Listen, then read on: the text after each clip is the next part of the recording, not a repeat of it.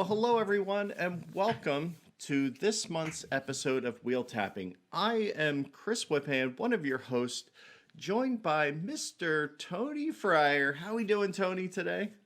How is everything? Everything is pretty fabulous. Good morning. Good morning. Yeah, it is morning. My other show is late night. This one tends to be early morning, so I've got my coffee. Tony, I think you have some coffee, right? I do. I've got a French press full of replacement coffee too. Oh, you are more prepared than I. But today's game we are going to be talking about is 1862.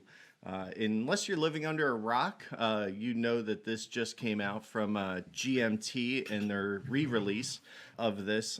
They P500 it, they produced it, and a lot like 46, it came out, nice, affordable, and with some great stuff. I feel like I know the game well. I've got about 6 plays in.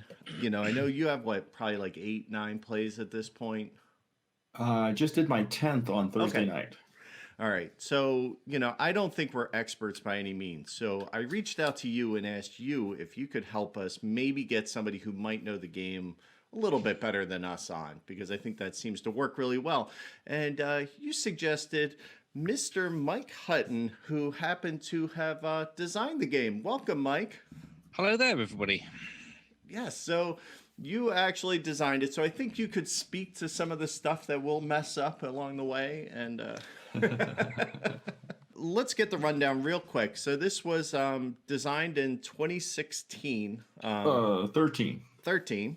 By Mr. Mike Hutton. It was originally produced by LMNMB. They kickstarted it in 2013. Yes. And GMT got the rights and reproduced it this last year, much to the delight of many, because it's a lot easier to get in the US now. Tends to play in about 5 to 6 hours. I've seen 3-player games. We can get this done in around under 3. Wow. Yeah, we can move along, especially if you're really pushing the trains. And we'll get into this later. That play was also with the long scenario, so we left everything in. And we talked a little bit about what Mr. Tony has played and how much I've played as well. So let's begin by welcoming Mr. Hutton to the show. How are you doing today, sir? I'm doing well. This is a new experience for me, trying to deal with weird technology over the Atlantic. And thank you for inviting me on. Oh, absolutely. I'll try and behave myself.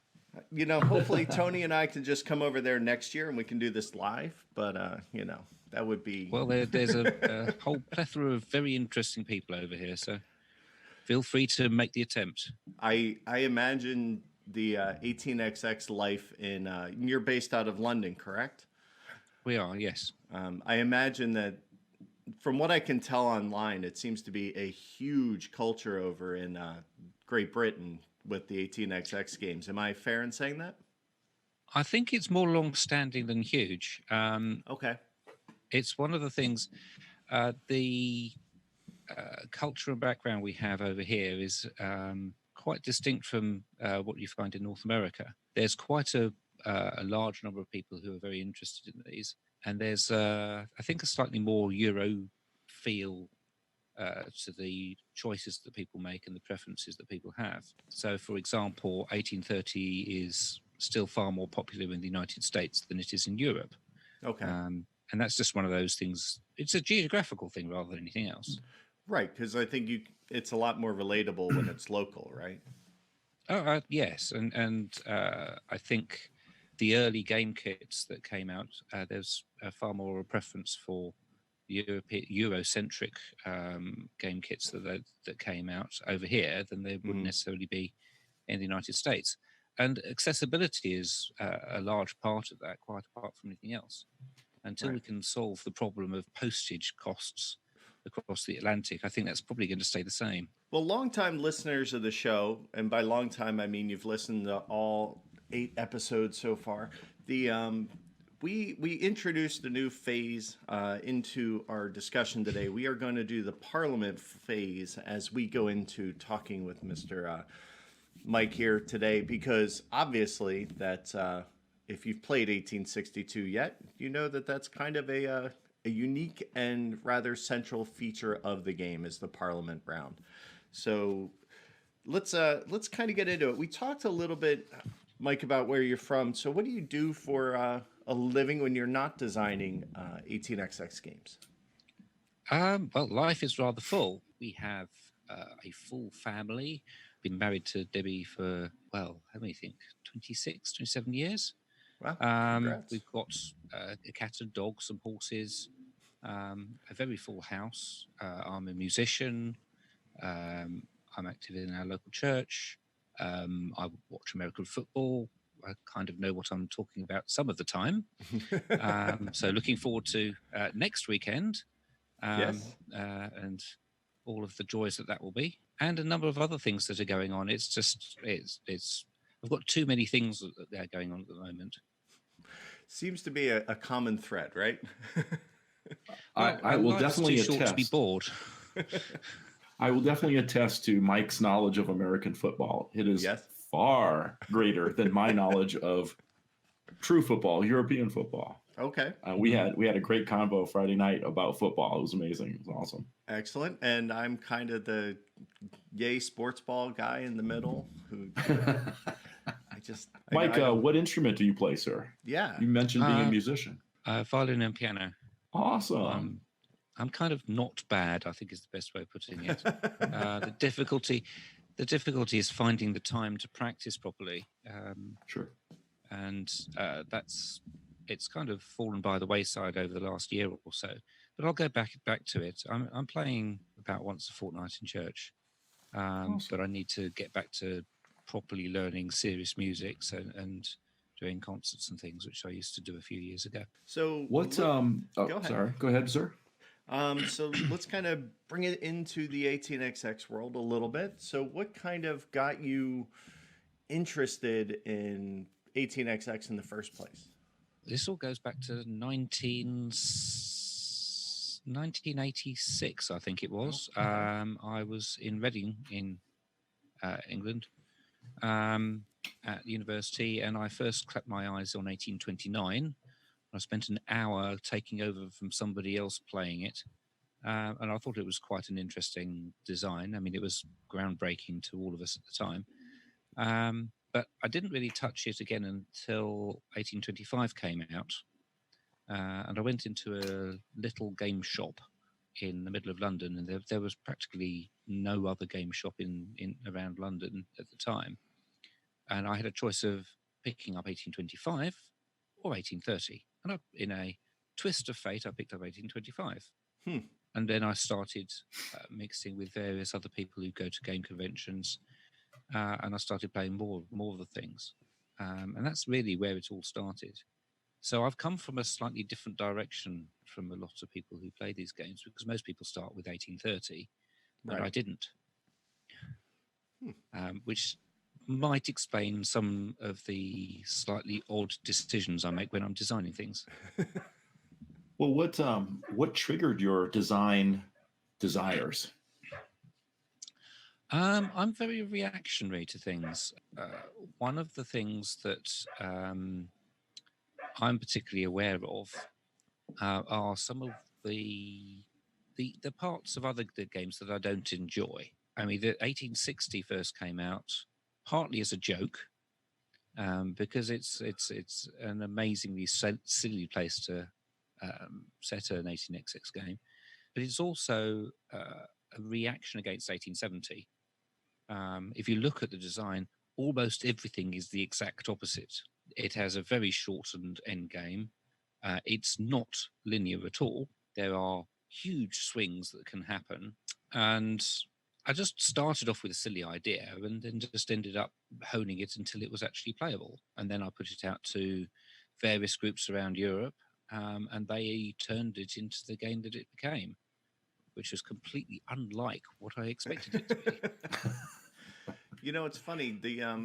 When I've talked to Pierre a lot about design, he did the same thing when he built NY. He basically wanted a game that had components that he enjoyed in the game itself. So he kind of made the game for himself first. So it's funny that, Well, I guess it's not funny. It makes sense. If I design something, I design something I want to play, not just to frustrate other people, I guess. Yeah, it's I mean, the major things that I find I prefer in these games is for them to be relatively short and for the game to be finally decided in the last third of the game. Now, if you take 1870 as an example, the game is often decided in the first third of the game, Right. which, when you're as poor an 18xx player as I am, means that you've then got another 4 hours worth of a game that you could have no chance of winning. Right. So this is a reaction to that. So I might have a fighting chance at least halfway through the game, which is a slightly odd way of looking at it, but it is the way it is. So, Mike, how did 1862 come to be? When we were talking earlier, you said it was, in some ways, it's a reaction to 1860. Well, it is slightly. When 1860 came out, it was the first properly commercialized 18xx game to have been published since about 1995. And it had a very mixed reaction. There were people who thought it was brilliant, and more people thought it was difficult to get into and hard work. So it's a bit like Marmite, really. If you know what Marmite is, you either love it or you hate it. And the biggest criticism was that it's very, very different from most of the other games that are out there. And it's worth remembering that when we brought this out, there were at least 20 other titles, most of which were game kits. And most of them were 1830 clones. And people had a tendency to just say, hey, I want a game of 1830 that's not 1830. And so they'd pick up a title and they'd have to adapt what they were doing very little, and it would be very quick for them to get into the game.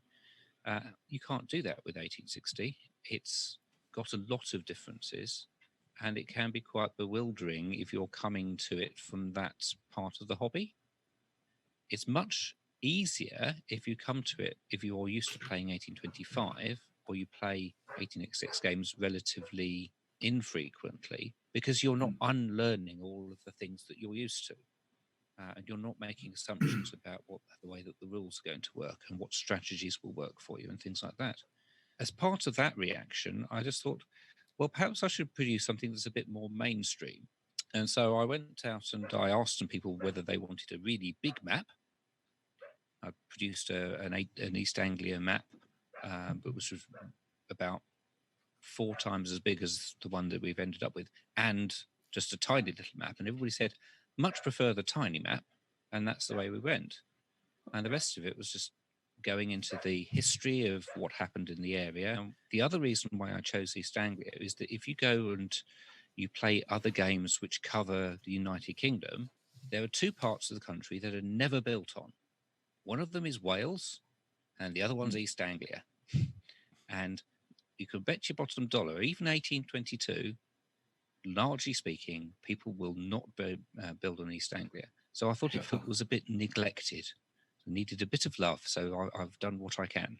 I think. Do you have any other questions for Mr. Mike right now, Tony, or do we want to start getting into this and address? I do want to start getting into 1862. I do want to ask one other question though, and that is, Mike. 1860, 1862, published. Any other things in the hopper that you want to talk about or can talk about? There are a couple that I'm currently working on. They're relatively, well, one of them's only just started. The other one's probably been working on for about 3 years, which isn't actually that long. 1862 took about 8 years to get to the publishers. There's one called, which is based south of London. So that's Kent, Sussex, and Surrey and bits of Hampshire. And that's called 1833 and a Third, which is an even more reactionary game, which is a collaboration with a good friend of mine, Tim Franklin. And it's an attempt to really annoy the people who get annoyed by games like 1860, where all the rules are different, or they claim they are, because in 1833 a Third, they really are all different. And it is totally different from everything else that has been designed so far. The most recent one is 1802, which is based in Wales, which is an attempt to start off with the original tramways and trackways in Wales, Awesome. from which came the whole idea of iron railways and then steam locomotives. A slightly different attempt at doing something different, whereas 1862 obviously has no private companies, and incidentally, not as 1833 or the third. I thought I'd go to the other extreme, and so 1802 has 50. So, as I said, Eat your heart I'm out, a reactionary 22. sort of person. So, if something's worth doing, it's worth overdoing. Wow. Love it. Kind of a lead into the yellow phase. I kind of want to bring up something that you talked about right before we were getting ready to start recording, and that is one of the things I like to do. I like to do some artwork, some graphic design, and things like that on the side. And I just, I had to say I love the box cover for this game, and you told me that you have a very personal connection to it. So why don't you explain that as we dive into the box here a little bit? Well, up until this point, I tend to do all the artwork myself, which is more to do with making sure that errors don't creep their way into the production. But I'm no artist by any stretch of the imagination. But all my children are. They're all remarkable in their own way. My eldest daughter, India, I gave her an illustration that I was using as a general theme for the artwork in the game, and asked her to colorize it and make it presentable. And this is what we've ended up with. When I was looking at the history around this area of the country, the railway mania is actually alluded to in the newspapers of the time. So a lot of the funny little illustrations and the line drawings that you'll see in the game, they're actually taken from the London Illustrated News, which is one of the old newspapers in London at the time. And they published all sorts of pictures and drawings to illustrate the stories that were coming out. And I've got a few of them. They're absolutely ancient, going back to the early and mid 1840s. And the basis of this comes from one of those newspapers. I love it. I mean, but it's kind of the style that I like with the, kind of the etching, the pen and ink, and then colorized. It just, it really speaks to me. And I would argue probably one of the better covers that we've seen in 18XX. And definitely at the time it came out up until recently. So I had to pull that out because you mentioned it. And I'm like, that's a cool little fact I want to make sure we touch on. Let's move on to the meat of the podcast, and we're going to start off with the yellow phase. So the yellow phase is where we like to talk about the map and the market in this game and how they kind of impact how the game goes. So, Mike, please feel free to chime in if you have any feelings on these, or maybe a quirky design story or anything. By all means, please let us know, because we are not done talking with you, sir, at all. Well, you may be here for another couple of hours if you're not careful. Fair enough. Well, fair enough. I'll start off. I Please do. I agree with all the people that like the tiny map, Mr. Hutton, because I like the size of the map, and I love that every hex has either a town or a city in there. There's just nothing empty going on, and so I find the map to be very interesting. It is one of my bugbears where you have a map and there are large swathes of the map that never get built on. Yeah, which right. it strikes me as a waste of space and possibly a waste of opportunity. So it is just one of those things. But it's very difficult to encourage people to go to places which don't seem very profitable. And that's one of the biggest difficulties of designing a board. It's not something that very many people are hugely successful at, because you go where the money is in these games. It's very difficult to play well and not do exactly that. Makes complete sense. Now, the other thing that's kind of, I think, very unique about your map is that there is not one space that is not a town or a city. Like there is something on every single space. Um, when did that kind of enter your design of the game? Was it from the start? Not really. To start off with, you didn't have the villages on the board. It was only when I started working my way through the history of just how many companies you could have, Hmm. because I think I initially only started off with about 8 or 9, and then I went back into the history of them and split them out into their constituent parts, either subsidiaries of companies or companies that were precursors to other companies. And then I worked out just how you could actually have 22 companies on that board, and there's not that many more hexes. But that doesn't necessarily mean that the places that aren't major towns didn't actually give you a source of revenue. So Right. putting all the little stations in was just the next stage. It's definitely a feature I enjoy is that you have to be very conscious about it, even the tile selections, because there's no Ys available. You have to build overpasses and workarounds and loops a lot. I was just going to say that the density of companies and cities. I like to tell people when I teach them how to play the game that if you think you need a token, it's probably too late. Some places like the N cities, they open up and stuff like that. But there are, I mean, you can get into some real token battles in this game. One of my friends is a particularly avid tokener, and Yes, he is. yeah, it's you can get into some quite nice little token fights if that's kind of your thing. Sure. Well, yes, it's knowing where to put all of the tokens is just a timing thing rather than anything else. There are people I know who tend to avoid all the token wars, and there are others who really go heavily into it. Um, but every title's different in the way that they approach these things. But we did originally start off with 8 tokens per company, and that was just a little bit too nasty. So we trimmed it back to 7 and found that it helped with some of the production issues. And then once we were happy that 7 was more than enough, which generally it is, Yeah. unless you're feeling particularly vindictive, so we stuck with 7.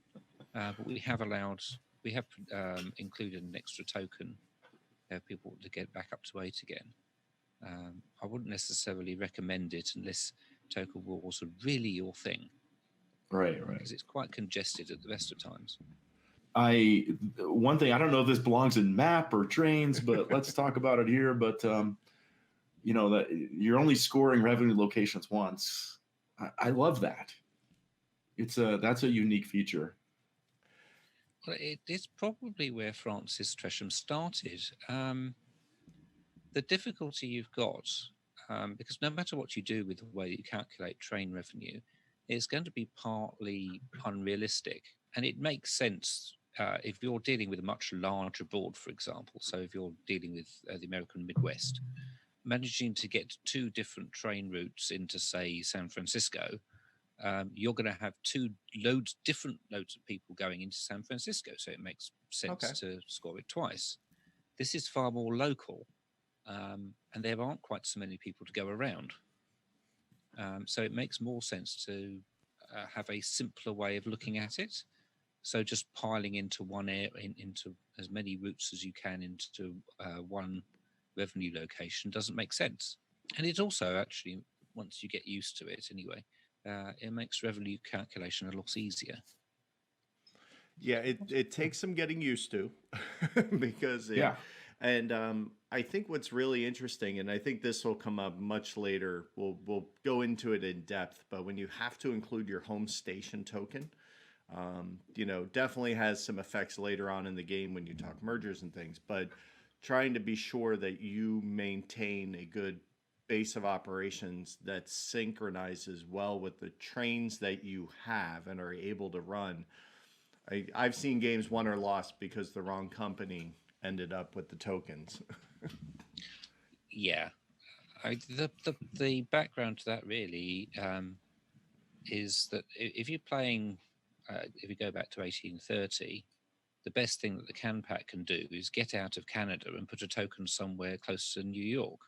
Mhm. Now, that's it's good gameplay, but it's very poor history. And most games, you tend to end up with this. You start your company somewhere out in the sticks, and you get it. You stop running out in the sticks as quickly as you possibly can, and go somewhere which is far more lucrative. Hmm. That doesn't really help you cover the board, and it also means that you end up with a more homogenized view of what companies are good at. One of the reasons why I've ended up going for the whole home base must be run to principle started with 1860 because all that would happen is that people would just stick tokens in Ryde and Newport and only run to there. And that's kind of carried on to this game. But the major thing with this game is you want to have a serious differentiation between what the different companies are capable of doing. Because otherwise, because it's a fairly bland map in terms, I mean, there's not much in the way of building costs. True. You want to make sure that everything is as different as you can reasonably make it, and sticking you to one particular point on the map kind of enhances that. So let's bring it up to the stock market, because All the right. stock market, I think, is. I'm beginning to think, Tony, I kind of like these 1.5D stock markets a lot, because you don't get completely beat up if your stock gets sold, because you don't lose like a full value. You tend to lose a little less, but quad jumps are exciting. Let's be honest. When you can hold by a train and then, oh, I fall back one, and then next thing you know, just jump by 4 spots because, that train on the next OR ran so well. I really love that tension. I know. So what are your feelings, sir? Yeah, I agree with everything you said. Being able to advance 1, 2, 3, 4 spaces is pretty fun. I also like that as you get towards the rich end of the stock market, that like the sale of the first share doesn't affect your value, right? It kind of like these are great stocks. They're resilient to changes in the market. I really like that aspect, that little tiny rule. It's a neat change, right? Yeah, absolutely. Because, somebody selling something wouldn't have a big effect. And then, of course, we also have the lower end. Now, I believe in our notes you said you don't really consider this like it's not a stock trashing game. It's, yes, you want to have the best stocks and you want to do that, but it's not one that tends to live in the just drop somebody's value for turn order. Usually you manipulate turn order by opening companies and leaping them more than anything else, right? Yep. And You know, you gotta love that you have the chart printed on the map.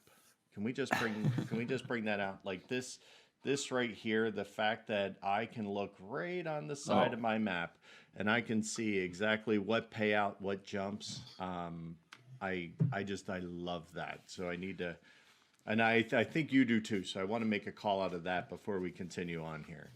It makes life very easy. In fairness, it's something I put in for my benefit rather than anybody else's.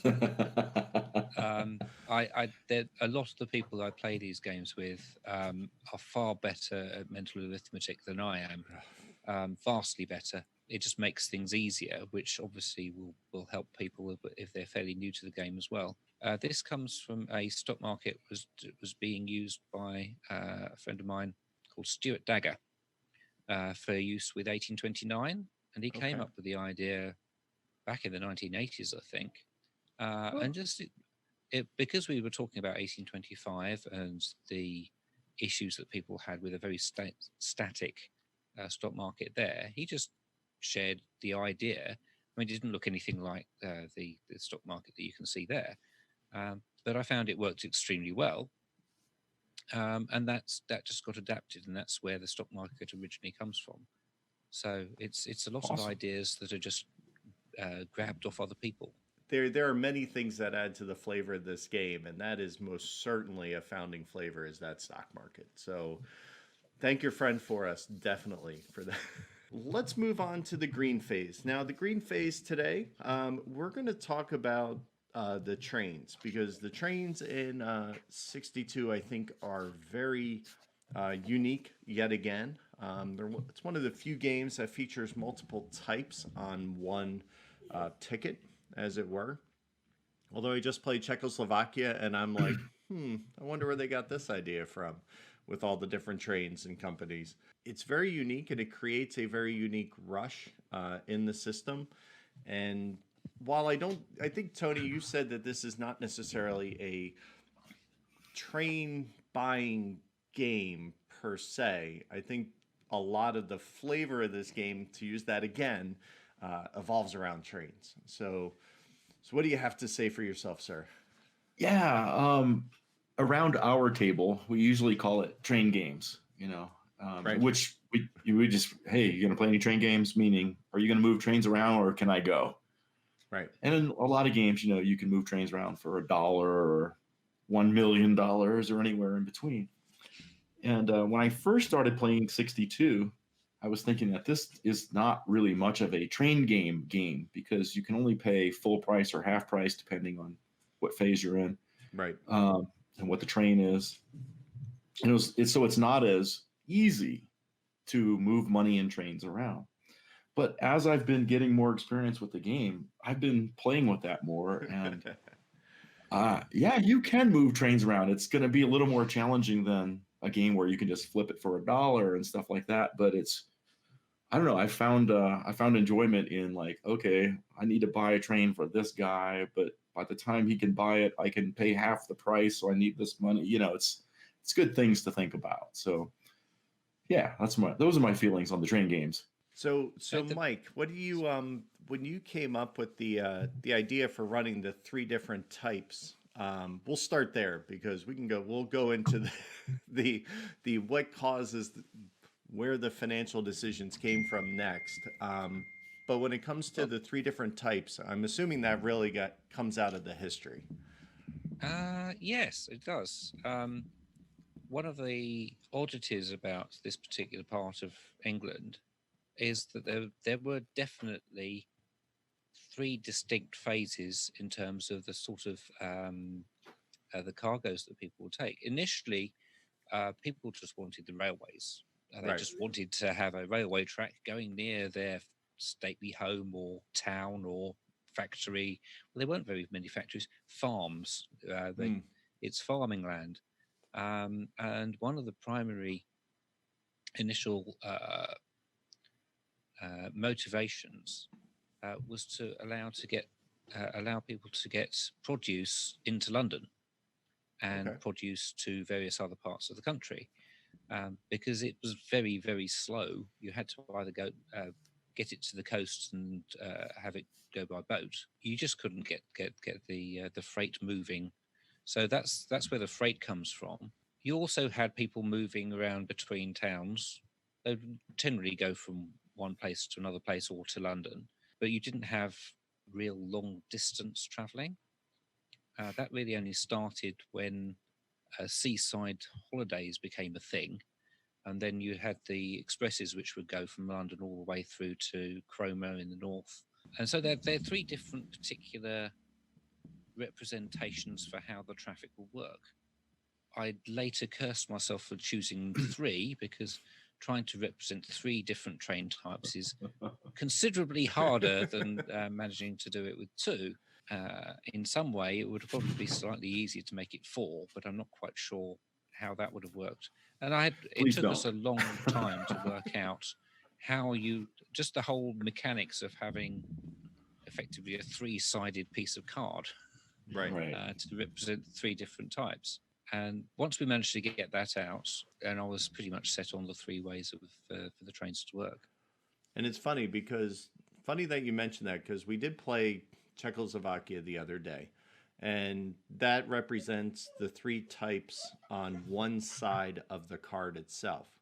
So you have all three trains are on the front, which is very confusing to look at.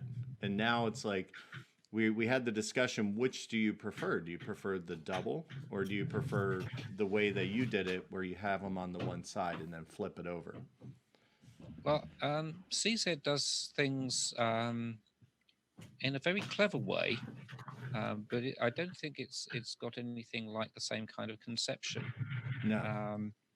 And the major departure, the innovation there, is the fact that three types of train have different rusting schedules. Oh yeah, which absolutely. really is a very clever innovation, and one that I like a lot. But in terms of the representation, it's never really been very much of a problem, because they have very distinct identities. It's relatively easy for you to work out what they are. In 62, it's a bit more problematic, because they don't all effectively run the same way, Right. and that's a different issue that you need to deal with. Well, our result was we kind of liked the 62 way of handling it a little bit better. Was the end result of that, by the way. Just because it's very easy to look on boards and see exactly who has what. I mean, when you buy something over, you can't change it like you can in CZ. So there are obviously a lot of distinctions. Yeah. So what's the deal with warranties? I struggle with warranties. I don't buy them when I should. I buy them when I shouldn't. That's an area that I need to focus on. Warranties are a relatively late introduction. The primary group of people that I had doing the playtesting, group of people generally known as the Kent Mob, and they have a reputation for burning the way through trains at a ridiculous rate. Okay. And they would always insist on playing the game with four people. And there's always a shortage of trains when you play with four people. You just have to do the maths, and you can work out that you're going to get through to the C trains very quickly if everybody starts two companies. At that particular point, I found out that it was much, much, much too easy for people to start a company. It buys a couple of A trains, and then it suddenly finds that they're taken away before they even run the first time. And this seriously skews the start of the game, because it then means that the start of the game is all about, am I going to be able to run a train? And you end up with a kind of a monoculture in terms of what happens at the start of the game. So the easiest thing is to, make sure that you can guarantee that a train runs a certain number of times, which is where the warranties originally came from. And adding the ability to start to protect your trains was just an extra embellishment of that, which you sometimes need, particularly if you've had a stagnation in train buying, and then all of a sudden everybody's got a lot of trains, and you've still got some non-permanent trains left. Those permanent trains are not going, and non-permanent trains are not going to run. They will be gone before they run. So you need to have an abilities that you can protect yourself by buying extra warranties, and it's that you need to look at before you start buying them. There have been some games where you needed to buy warranties on your B trains, which is very rare. Yeah, they tend to last a while. You tend to only really want them an extra one on the A trains or one or two on the D trains, but it's entirely situational, and you have to work out what are the chances of me actually not being able to run my train. Is it going to be taken away before I get a chance? So for those of you who may not be familiar, what the warranty that that we just talked about is that it's when you purchase the train, you may buy up to 3 warranties. With the A and the D, it's included. And the warranties are $50, 50 pounds a pop. They are. And every time your train runs, a warranty's removed, whether it's rusted or not. But basically, they just guarantee that you will have a run as long as there's a valid warranty on the train. Which I got to see somebody actually use them effectively on a D train. Picked up 2 extra warranties and got to run a local really deep, which put some more money into his company, which was not good for us, good for him though. That's Nice. exactly how to use them. The other thing to note is that, I think that the different types is a lot of fun. And I think there's a lot of fun to be had in this game and trying to get companies that are able to do multiple runs with multiple trains. But I also kind of love every now and then just getting a freight company that just has a couple freight trains that just chain that whole thing together and just run all over the map. Sometimes that can be more satisfying to run, from the port to the red and run all the way from the south to the north, if you can pull it off. So I think, yes, having diversity is good, but I think having a specialty can also be rewarding. Have you found anything like that in your place, Tony? Yeah, I particularly like how the trains can work together if you do some mergers and get some diverse permits. Because the freight trains can do the ends and then the locals and the expresses because you can use the same track. Right. So you can really hammer all the revenue out of some good routes if you have a mixture of trains. So I do think they worked well together. Right. And I like the way of handling the freight is that, and I alluded to it, I should explain it, is that you can add the freight trains together and then you have that whole run to run. So rather than sit there and try and do 2 separate routes, you just do one monster snake throughout the countryside and have some fun in the process. Yeah, man. So let's move on to the brown phase. Now this is Tony and I like to call this the shenanigans. This is when you're doing things that cause other players to go, "Hey, what you doing over there? Why are you doing that? Why are you moving that around?" And what are your favorite shenanigans that come up in 62 for you? Oh, I don't know. Let's see. You have a lot listed on our Yeah, sheet here, yeah, so you yeah. got to pick one to start. Let's start with a subtle one. I actually like the George Hudson maneuver because sometimes, you can't even get one move on the stock market, but you're able to contribute in a little money from the company treasury in order to facilitate that move. And so, I think that's a neat little subtle, tiny rule that's pretty cool.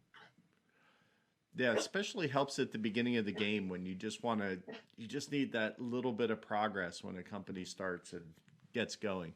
So, Mike, where did I do not I'm kind of ignorant to Mr. Hudson. So why is this called the George Hudson? Since obviously I'll ask you. Well, George Hudson was known as the Railway King. He started off as he was the son of a farmer, and when the initial tranche of railways were set up, he started investing in Midland Railway shares, I think it was, or one of the precursors to the Midland. And so he then moved from being a farmer to being a railway entrepreneur. And what he would do is he would buy up stock from a railway company, and he would guarantee the shareholders a certain dividend. I think sometimes about 5% per annum. And so obviously all the shareholders would say, "Yes, we like you. You can be our director." And he became hugely popular. His railway companies were vastly oversubscribed. Everybody thought this guy was wonderful, and they built a huge amount of the railway network. The only thing was, these were the really early days of company law, And a lot of these things that he was getting up to, they weren't strictly illegal yet. And it's Yet. one of these things is that a lot of the shenanigans that happened in the UK were then transported over to the USA because you hadn't worked out that they were bad news. He took over the directorship of the Eastern Counties Railway, which had been thoroughly nasty to its neighbour, and started siphoning money into and out of it using his other companies. Now, this was really dimly looked on. There was a large scandal. He was accused of fraud, was ousted from Parliament, and had to flee the country. Wow. But his main sin really was he was paying people dividends out of company assets. I mean, it was perfectly legal at the time. To George Hudson. It's just a really bad idea. And so that's where the George Hudson menu comes from. From a design point of view, it's there because the tendency is for people want to float their companies to low value so that you can get stock appreciation. Right. Starting a company high is far less attractive because you don't get the stock appreciation because you have to pay a dividend above the current stock price in order for the price to rise. So this just means that it doesn't matter where you started. You can always guarantee that stock price is going up, which is very George Hudson. Very George Hudson. Well, now that I know the story, certainly makes me feel that way. Well, thank you for that. Now I understand. It makes a lot more sense now. So one of the quote unquote shenanigans I like is the idea of merging in this game. I think this is definitely a merge companies game. And I know this is one of Tony's favorite parts because we tend to like merging games, period. But, the fact that you merge them, it's usually a good merge, although you lose paper. Unless you go to merge a trainless company, which was not fun, I might add. That was no. That did not end well for Chris in that round, even though he had some great stock at the time. So try to avoid that when possible. But I love the fact that it's not just, let's put these two companies together. They should be together. There's considerations as far as what permits do the companies have, how much is in your treasuries, obviously in there. Where's the home station plays a huge factor. You're not just picking one because you like the color. You need to know, can I effectively run these new trains from this home token? Because if you have, for instance, the LNR that starts in the north, you don't really want locals right off the gate because you might have a north-south run. It might be tough for you to be able to do that. So I find that the merge is not just let's just mash these together. You need to be very cognizant of what's coming in to the new company that you're forming and what that face of that company is going to look like. You don't want to be stuck in a point where, well, I guess I have to merge these two because I need money. If you're there, you're probably not going to end up well. You need to plan your mergers, I think. And if you can wind up with two nicely stocked companies at the end of the game, I think you can do pretty well. So, Tony, what are your thoughts on mergers? I love mergers. Yes. Yeah, I tend, obviously, in this game to try to avoid them, at least from an emergency standpoint. Yes. Yeah. But, I try to do mergers to diversify my train permits in the resulting company, and to solidify routes like, oh, this is good, let's put those together. But I don't like to lose paper, so, I don't just merge willy-nilly. Right. So the major thing really is you're not. One of the really good things that I had available to me is a guy called Marcus, and he's very good at assessing whether something's fair. And when we designed the merging mechanism and the new share prices and all of that, I had him sit down and say, is this actually fair? Are you losing very much? And he said, actually, no, you're not. Because immediately after you finished, you've got a company which is supposed to be much stronger, and after another operating round, you'll have a nice big dividend, and then you won't have lost anything in stock in overall stock value. So yes, you lose paper, but the paper itself is far more valuable than it would have been otherwise. Especially if you have two companies that are doing single jumps, they merge and they have good enough roots that now they push it on a quad jump. That comes Well, back into play. if you have enough trains, because that's one of the benefits of a merger is you can then consolidate, combine all these trains and, go above the purchasing limit of trains even, right? Because I can't buy another one of these, but if I merge these two companies, I'll have 4 of those trains, And your train liabilities are halved. You only have to have half as many trains as you would have done otherwise. Right. Yeah. No, they're a lot of fun. Go ahead, Tony. What's next? Well, one of the things I've been trying to play with is the receivership. Mm-hmm. And the other day I tried to do this thing and I didn't pull it off completely as I envisioned because, there's other smart people at the table, smarter than me. That Mike, he's got PhDs out of his, so Mike, Mr. Carter, not Mr. Hutton. I don't know. Indeed, Mr. yes. Hutton. Yeah. I didn't make it that far.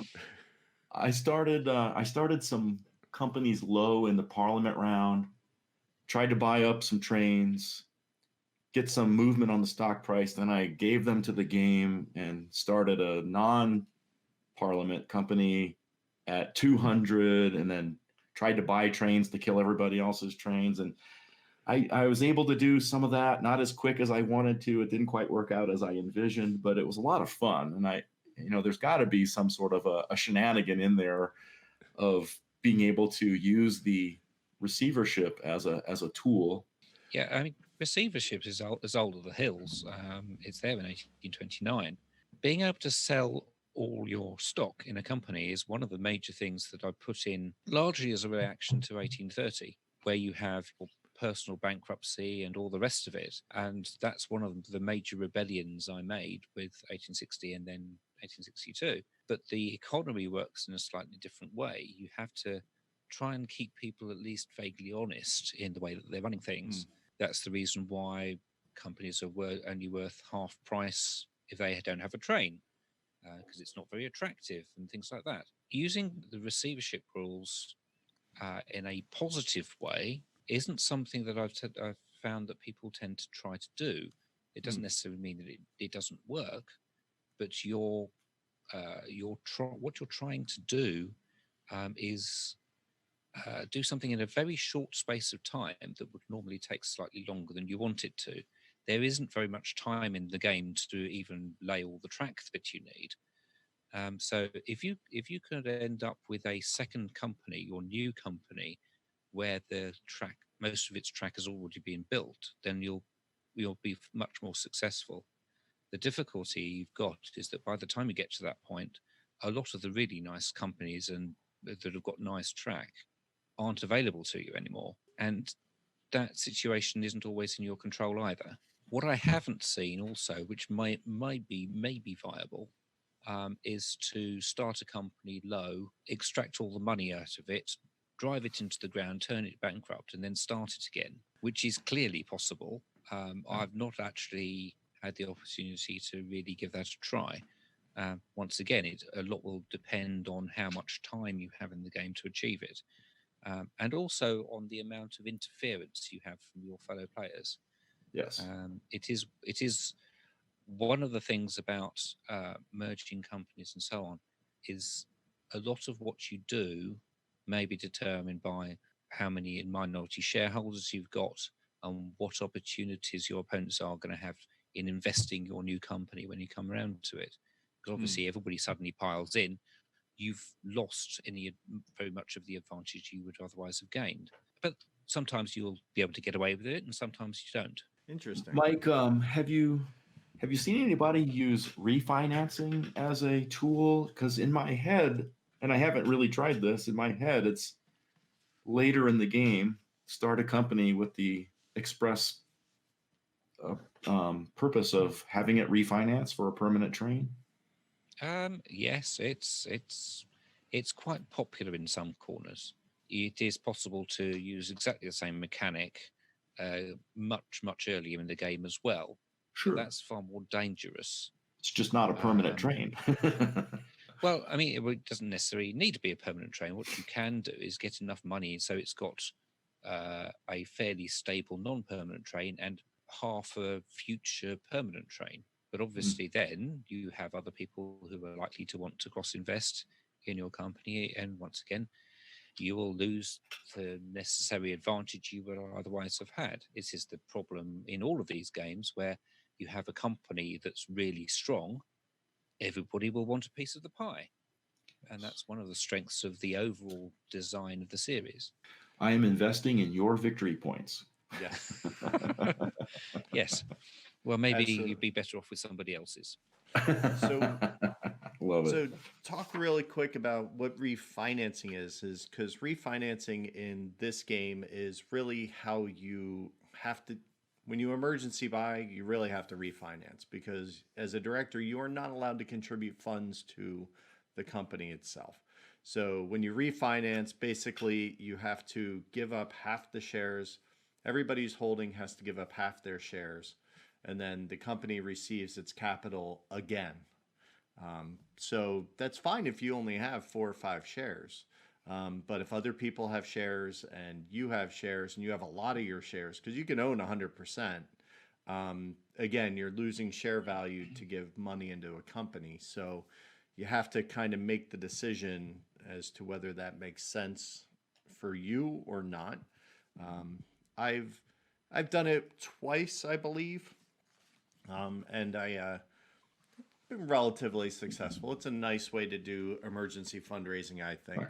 Well, it's better than having personal bankruptcy looming in the background. And Right. it also means that rather than having the prospect of a company dumped on you, which is something that I'm not particularly keen on, largely because it stops people from investing freely in other people's shares. And I find that actually the stock buying part of 1830 is far less interesting than 1825 because you're constantly thinking, do I really want to buy that second share? Um, well, if you take that problem away, you end up with something like 1862, where you can buy as many of other people's shares as you like. You just got to understand that if it runs out of trains, you will be paying some of the pain, which is entirely realistic, Mhm. as well as the director. And you just hope that it hurts the director an awful lot more than it does you, rather than slapping all of the liability on one person. Now, it's perfectly possible to use emergency train buying in 1830 to a positive extent, or at least in a way that doesn't necessarily stop you from winning the game. Right. But that requires a completely different approach to the way you manage your company and the way you manage dividends, which tends to mean that uh, the standard thing you do is you always pay dividends. That also takes part of the decision making away from you. Any other shenanigans, Mr. Mike, that you would like to bring up? I think that the main thing is trying to work out what you're supposed to do at the beginning of the game. One of the reasons why it works the way that it does is that a chief bugbear I've had in the past is you have this lovely game and you could explain it to everybody, and then you have an extra half an hour explaining what the private companies do, which is why there are no private companies in this game. What you have to do instead is you have to look at the board and work out what's a good company. Which leads me to another of my bugbears is that if you in a lot of games, the relative value of the companies is quite different. So in 1830, there's the stronger companies and there's the weaker companies. And if you start a weaker company against experienced opposition, you can expect to not do very well. So I wanted to get away from that, which is why you've ended up with a random number of companies with a random set of warranties. So every single game is different, and you have to go back to first principles. There is no kind of home field advantage. But the question is, are you going to be willing to bid high for a strong company or bid low for two weak ones that you can join together. And that's essentially the start strategy. Is you've got to plan where you're coming from and where you're going to from the beginning of the game. And that's really, for me, a big part of the shenanigans in this game is working out what you're willing to spend to get a strong company, and what's your plan B and what's your plan C. What can you build from the components that are available to you?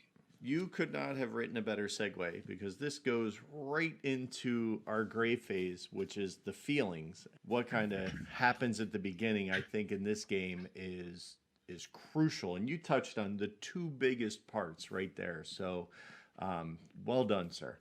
We love the variability, and I'll let Tony get into that because he really likes it. And I really enjoy the difference between Parliament and Stock Round, because in this game you get it's a very interesting option because you get the choice. Do you want to start a company with full capitalization, or do you want to start a company that has the incremental cap? And you can, because if you started in Parliament, you're going to get because Parliament happens before stock round. Unless you're in the beginning round, everybody gets one turn to put a company up for bid. So you could potentially steal a company out from underneath somebody who would like to open it later on in the stock round. So you could come up in Parliament and force them to buy it in that way. So I think you can have some fun with that. But the idea being that Parliament allows you to, you're using the government to fully fund your company. So you basically get all of your funds. Tony likes to say free money half off. Get them into your company and then get it up and running. But the par values that you can do it at are different. So you can't par over, I believe it's $100, if I'm correct, in Parliament. Whereas you can do much more than that if you do it during a stock round as a publicly traded company. So I love that. What do you think? Well, for the feels of 1862, I have three things I want to say. I'm gonna call them the illities, right? One is start game variability. Mm-hmm. Second is end game stability, and third is Mike Hutton's humility. So with the variability, I think Mike hit it off, right? You got to assess the board state. This company's here with this kind of train, and it's next to this, and it's great. Home field advantage. You won't get that, right? Because you're going to have to, assess the game state at the beginning. So start game variability out of the park. End game stability. I really like the formation of the LNER and what it does to the game, right? There's some rules that change. But one of the things is the board is frozen, right? You're not going to lay more track. You're not going to put more tokens. And, it speeds up the end of the game, right? Like 1880. I love 1880, but you're just continually recounting and recounting and recounting. Right. In this game, right? Okay, the game has ended from the standpoint of modifying the board. So let's manipulate our trains and just make as much money as we can and see who won, right? So I really like that end game feature. And so that's end game stability. And then with Mike Hutton's humility, in the conversations I've been lucky to have two conversations with Mike here this weekend. And you guys saw it today in this conversation, right? Like Mike crediting Marcus and Stuart Dagger and stuff like that, right? So I think Mike's done a fantastic game here, and he's very aware that he has been influenced by his friends in the community in helping him iron out things and creating an even better game than it might have started out with, and something that looks different in a lot of respects than Mike originally had in his mind. And I just find it, really refreshing and cool that you honored the community and their support in getting this game to where it became. So thank you, man. I really enjoy the game. Can you tell? Yeah. It's very kind of you. I mean, from the point of view of the design and how things have turned out, I mean, all of us stand on the shoulders of giants, and Francis Tresham is the biggest giant who we owe a debt to. But for him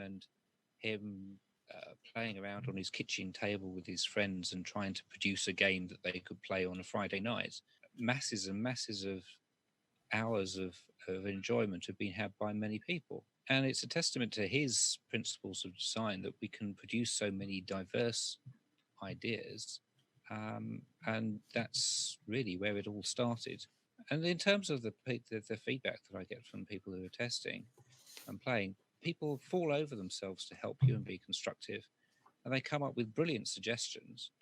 And there is no substitute for testing. You don't know that it's going to work unless somebody sat down and gone through it and thrashed it to pieces. And it's really down to the playtesters as to how well the game has come out. It took a long time to get through 1862. I mean, 8 years is a long time to wait for to get through. But it's down to just constantly, no, this is too complicated. You need to take things out. And you have people who have to be blunt with you sometimes. So it is really a testament to the people that I know and the time and effort that they're willing to spend on playing games which are, well, in their initial incarnations, quite unpleasant to play. But the fact that they're willing to do it is really helpful, and they deserve a very good part of the credit for how things have turned out. Well, gentlemen, I think this is kind of a great point to kind of wrap this up. I think we all really love the game. This game, I think it's about time maybe we redo maybe we'll do that on episode 10, Tony, is we'll redo our top fives, because I know we did them on our show. Maybe we'll revisit that, because this is definitely in there. I love the trains. I love the variety. I like the variable start that you mentioned as well. Is you never know exactly how the game is going to play out. There's no script to say, oh, you need to buy this company, you need to buy that company. If you want, you can start some in Parliament, get full caps, start some, share companies. The last time I played, I'm going to do all share companies. I'm not even going to try Parliament this time. And I got some slim pickings. They were low companies, so it didn't do very well, but it kind of, it showed up in the end. It kind of showed the value of how those companies can work, and using a refinance strategy, and, watching a company go into receivership and then buy up the trains on you because you didn't plan on it. And then all of a sudden you're like, uh-oh, I got a problem coming that I did not anticipate. So I really like how all that comes together. And, thank you so much, Mike, for A, coming on the show, but B, just kind of sharing some of the history of this game. And I think that's kind of, it's going to really add some atmosphere the next time I play and I do a George Hudson maneuver, because I now know, and, everything from the box art all the way down. Thank you very much. Oh, thank you for having me on. All right, so we like to wrap this up with what we call the priority deal. So I like to ask Tony, because Tony is famous for having different priority deal markers for every game. So I have to put him on the spot and ask him, what is the East Anglia priority deal marker, Mr. Tony? You're over here. I don't know. And maybe Mike can tell me what would be an appropriate East Anglican thing. But, the only ones I have are just for my general British games, right? My train, my Great Western Railway train. Okay. And trying to get him in front of the camera here. Yeah. There you go. And the and the phone and the phone booth, of course. Mike, is there something particularly East Anglican that? It's difficult to say. I hadn't really thought of anything in particular. I think a horse and cart might be one thing to go with, reflecting the agricultural areas that the railway was set up to deal with. I mean, a statue of George Hudson would do fairly well as well. Oh, there you go. Um, Need to 3D print a the George other- Hudson bust. I like it. The I am do gonna have take one action on the particular- George Hudson. I like that. I I think do we have can. one particular one I like for 1860, which I hadn't thought of until it was published, which is a red squirrel. Okay. So I use a red squirrel for 1860 these days. There you go. When we talk about that one, Tony, I expect you to have your own red squirrel. Okay. You got it. All right. The last thing I just want to mention, because I see this pop up a lot, especially with this game, because with 20 companies, if you have individual baggies for all these, good job, congratulations. I tend to go crazy if I have that many. So I just use, especially for the GMT version, I oddly use a GMT tray. It's just a 5x4 counter tray that they sell that's about maybe a centimeter thick. Holds all the tokens really nicely, and then I just bag all the companies up together. So Nice. it's just that it's one of those little things. Now I did order from the Rails on Board guys the token pack because it has the higher drum for the home token and then the smaller drums like the original version had. So we'll see if they fit when they show up. But for the GMT version, that seems to be a nice little solution. Nice. So I actually use jewelers boxes. ah, The original 1862 had a couple of jewelers boxes as part of the Kickstarter, and the one that I found looks a bit like this. Okay. Oh yeah. And it's got individual compartments that you can take out. So it's like a but it's also relatively small. You wouldn't be able to use it with the wooden tokens though, because it's not big enough. right. So the it's GMT trays would make a lot more sense then. So the jeweler box has basically, it's like for beads and things that the little inserts just pop right out. Absolutely, yes. Yep. Okay. Awesome. So there I'm you making a have note of this. it. Yeah. Well, we already have the Oh. jeweler trays for our tiles, and then we have jeweler boxes. Whatever works. We'll have to go into a whole do an episode of all of our little tips and tricks and things that make life easy. And yes. So, well, gentlemen, we are here at the end of our show. I do want to thank you both very much for being on today and sharing your morning Tony with me and your afternoon with us, Michael. I appreciate you working through some of the technical fun that is getting on a live TV show that is There's always a first time. Yep. Not without its challenges, people. Not without. So thank you so much. This was a lot of fun. If you want to find Tony, where can they find you on the internet, sir? Pretty much Twitter.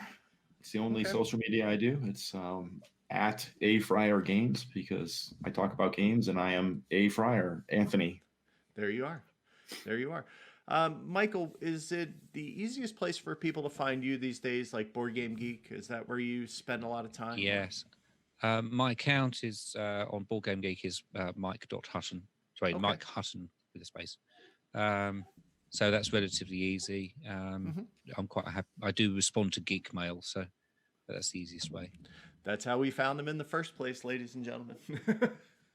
You can track me down. And we did. Well, Tony did. He did all the legwork. So props to him. And my name's Chris Whipham. You can find me as at Game All Night Show, typically. And of course, we have the show address is at Wheel Tapping as well. Feel free to check us out online anytime you can. And if you want to throw a buck at your conductor, you can do that at patreon.com/wheeltapping. So, gentlemen, this was a blast. Thank you so much. And let's go enjoy the rest of our weekend and get some train games in. Good night. Thank you, Chris. Thank you, Mike.